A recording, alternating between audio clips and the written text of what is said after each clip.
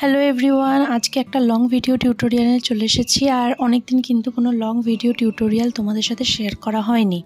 আর আজকে যে মেকআপটা করবো এটা কিন্তু খুবই লং লাস্টিং, ওয়াটারপ্রুফ আর গরমের জন্য খুব ভালো। তোমরা জানো এখন শ্রাবণ মাস, এরপরে ভাদ্র মাস আসবে। এই টাইমের গরমটা কিন্তু আরও বিচ্ছিরি গরম, আর এই সময় মেকআপটা টিকিয়ে রাখাটাও কিন্তু খুব কষ্টকর। তো সেই জন্যই আমি একটা নতুন মেকআপ টিউটোরিয়াল নিয়ে চলে এসেছি, যাতে তোমাদের খুব হেল্প হবে। আর যারা এখনও পর্যন্ত আমার চ্যানেলটা ভিজিট করোনি, সাবস্ক্রাইব করোনি, তারা অবশ্যই ভিজিট করো, সাবস্ক্রাইব করো, চ্যানেলটা শেয়ার করো, প্রতিটা ভিডিও দেখো এবং প্রতিটা ভিডিওর নিচে কমেন্ট করো তোমাদের কেমন লাগলো। ভালো লাগলো অবশ্যই লাইক করো। তো ফার্স্ট আমি কিন্তু এখানে একটা টোনার নিয়ে নিয়েছি, তবে হ্যাঁ তারও আগে আমি যেটা করেছি সেটা হচ্ছে প্রপার ক্লিনজিং। মেকআপের ক্ষেত্রে cleansing, toning and moisturising, CTM খুবই গুরুত্বপূর্ণ একটা বিষয়। শুধু মেকআপের ক্ষেত্রে না, এটা স্কিন চর্চার ক্ষেত্রে, মানে ত্বকের চর্চার ক্ষেত্রেও কিন্তু এটা খুবই গুরুত্বপূর্ণ।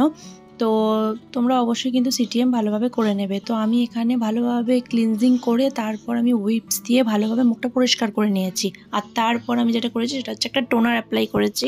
নেক্সট আমি এখানে রিকুইলের অয়েল ফ্রি ময়শ্চারাইজার ইউজ করেছি, এটা কিন্তু খুবই একটা ভালো ময়শ্চারাইজার। আর তারপর কিন্তু আমি আমার আইব্রোটা ভালোভাবে ডিফাইন করে নিয়েছি। ও হ্যাঁ, তার আগে কিন্তু আমি সুইস বিউটির ফটো ফিনিশ প্রাইমার অ্যাপ্লাই করেছি। এই প্রাইমারটা কিন্তু খুবই ভালো।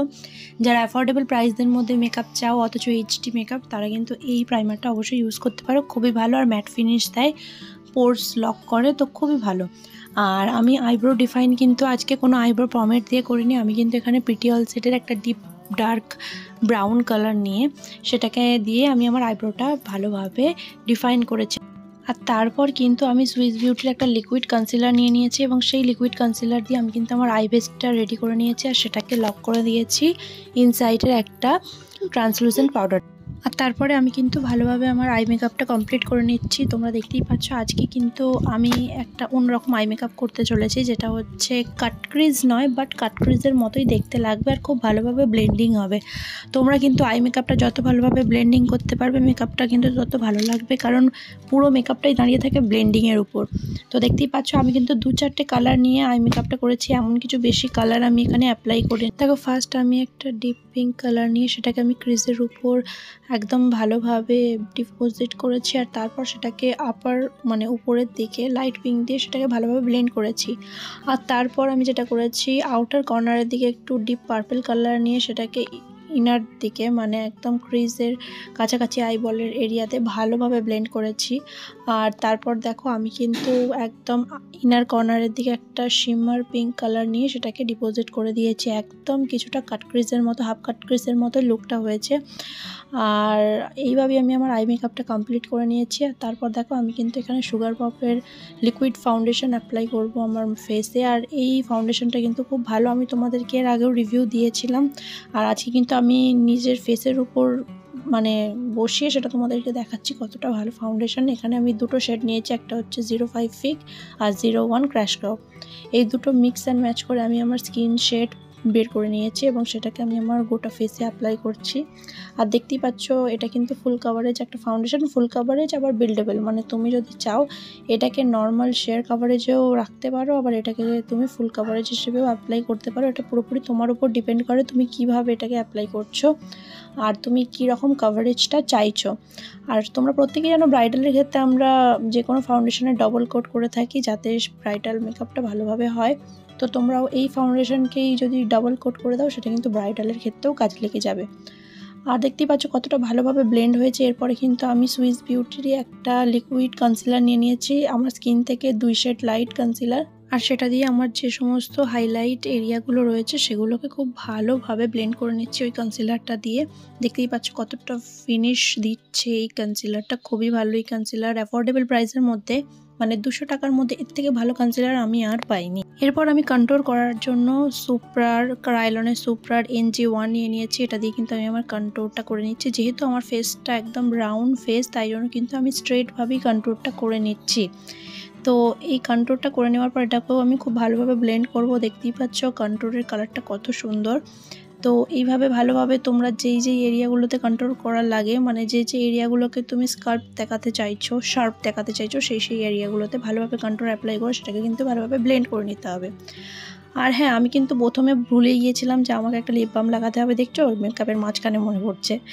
তো যাই হোক, আমি কিন্তু এবার এখানে যেটা রিফিল করতে চলেছি ইনসাইড কসমেটিক্সের সুপার স্টে লিকুইড ব্লাশার। এটা কিন্তু সত্যি সুপার স্টে আর খুবই পিগমেন্টেড একটা ব্লাশ।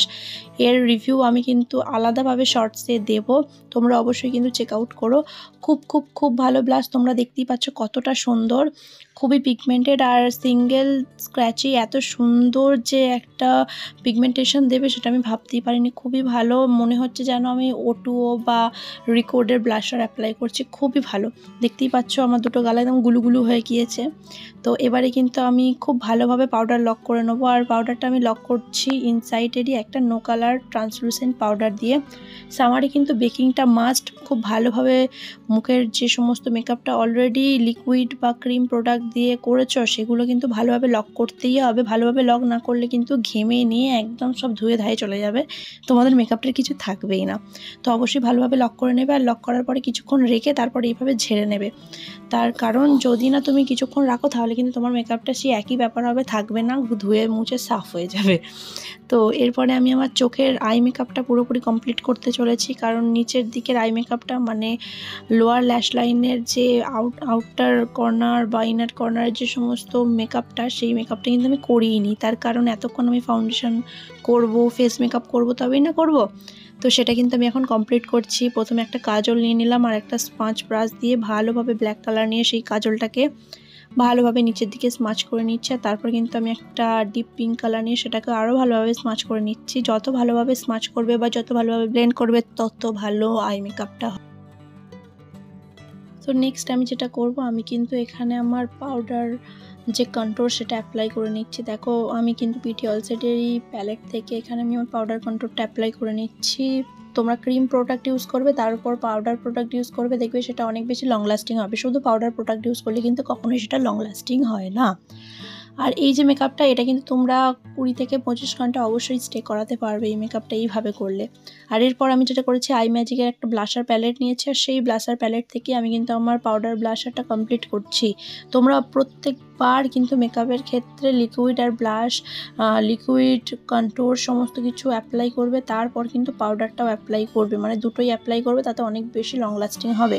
আর তারপর কিন্তু আমি এখানে ইনসাইডেরই একটা হাইলাইটার প্যালেট নিয়ে নিয়েছি। তোমরা দেখতেই পাচ্ছ আমি কিন্তু মোস্ট প্রোডাক্টই কিন্তু ইনসাইডে নিচ্ছি, কারণ ইনসাইডটা যেমন অ্যাফোর্ডেবল প্রাইসের মধ্যে ভালো মেকআপ দেয়, তেমনি খুব সুন্দর লং লাস্টিং বেস ক্রিয়েট করতে, লং লাস্টিং মেকআপ করতেও কিন্তু খুব খুব খুব হেল্প করে। কিন্তু তাই জন্য তোমাদেরকে বলছি অবশ্যই ইনসাইডের প্রোডাক্ট তোমরা ইউজ করতেই পারো মেকআপকে লং লাস্টিং করার জন্য বা মেকআপকে খুব সুন্দর ফ্ললেস একটা ফিনিশ দেওয়ার জন্য। তো হ্যাঁ, অবশ্যই দামি প্রোডাক্টের একটা আলাদাই ফিনিশ থাকে, কিন্তু সেটা হয়তো তোমরা এই অ্যাফোর্ডেবল প্রাইসের মেকআপে পাবে না, কিন্তু যথেষ্ট ভালো একটা ফিনিশ পাবে।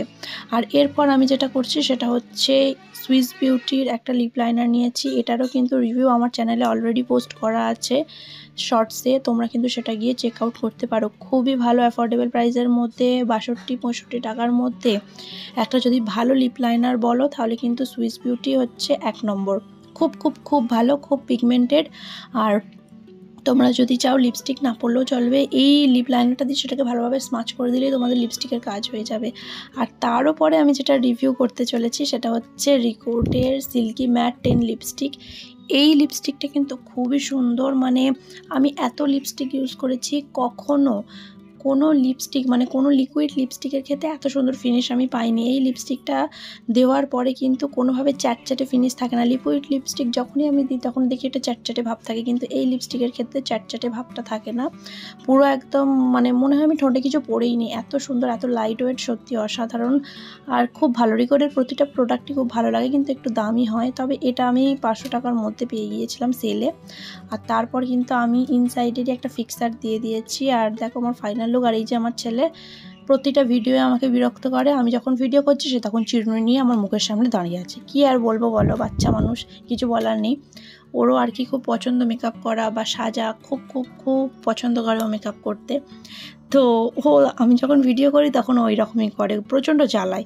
তো দেখতেই পাচ্ছ আমার ফাইনাল লুক কেমন হয়েছে অবশ্যই তোমরা আমাকে কমেন্ট করে জানাবে। লাইক শেয়ার তো করবেই, চ্যানেলটা সাবস্ক্রাইব করবে। আর এটা কিন্তু আমার ফ্রন্ট ক্যামেরায় তোলা ছবি, ছবি নয় ভিডিও। তো ওটা ছিল ব্যাক ক্যামেরা, এটা হচ্ছে ফ্রন্ট ক্যামেরায়। কেমন